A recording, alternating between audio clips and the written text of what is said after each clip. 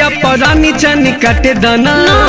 होठ के ललाई तनी चाटे दाना ए जी होती नो चाटे दाना से जिया परानी चनी काटे दाना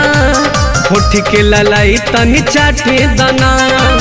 पहिला हा सुहाग रात सुत दाना साथे जी पहिला हा सुहाग रात सुत दाना साथे जी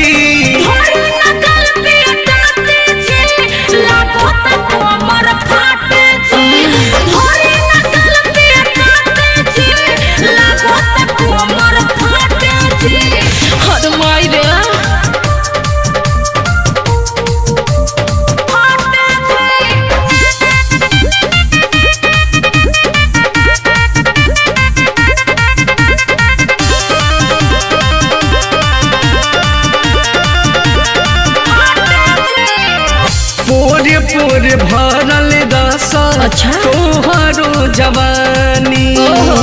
काहिरान सालू अब कोडवा में रानी अरे दूर हटे ना जानी कोरी बोलम बोरिया रे जी कमर से छलक जत सारी जी धकिया कबारी में तू दनरान जाते जी धकिया कबारी में तू दनरान जाते जी थोड़ी नकल पे ताते जी लागो तक उमर फाटे जी थोड़ी नकल पे ताते जी लागो तक उमर फाटे जी ओ तरौरे नु धन हो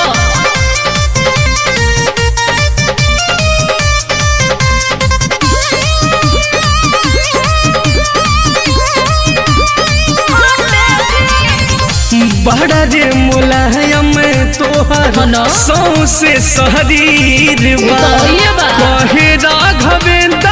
नाथा रात या बधीर बा तो तनिका सबर करी छाया छोटन भइले नया गवना जी जनी नसी मोड़ाई से बिछवना जी आज की रात धनी बात बस